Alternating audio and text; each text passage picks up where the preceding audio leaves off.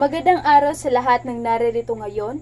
Ako po si Binibining Melzin Oro, isang mag-aaral na may simpleng pangarap para sa ating kalikasan. Sa araw na ito, nais kong pagtuunan ng pansin ang isang napakahalagang isyu na patuloy nagiging banta sa ating mundo, ang global warming. Ang pagbabago ng klima ay hindi lamang isang balita sa telebisyon, ito ay isang katotohanang ating naranasan sa araw-araw. Ang global warming ay isang problemang patuloy na nagiging sanhi ng pagbabago ng klima sa ating planeta.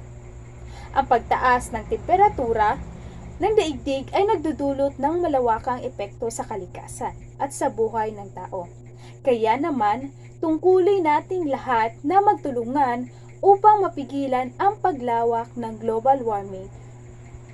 Ang pag-unlad ng teknolohiya at pagmamalabis sa paggamit ng fossil fuels tulad ng langis at pagmamalasakit sa kalikasan ay ilan lamang sa mga dahilan kung bakit patuloy na umiinit ang ating mundo. Ang resulta nito, mas dumarami ang mga natural disaster tulad ng malalakas na bagyo, pagbaha, tagtuyo at iba pa.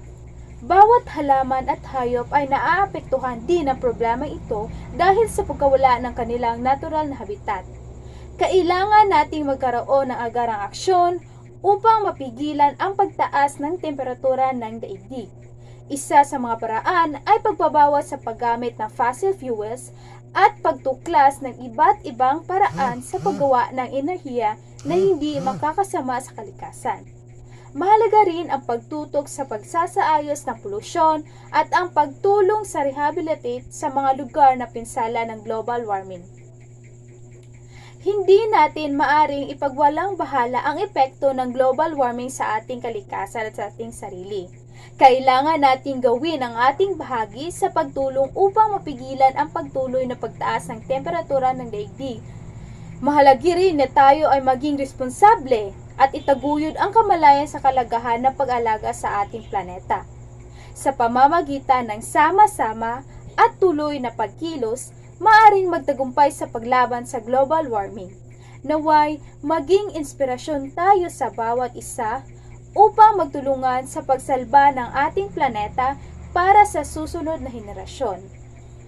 Isang mundo na ligtas at maaliwalas ang ating hangad para sa lahat.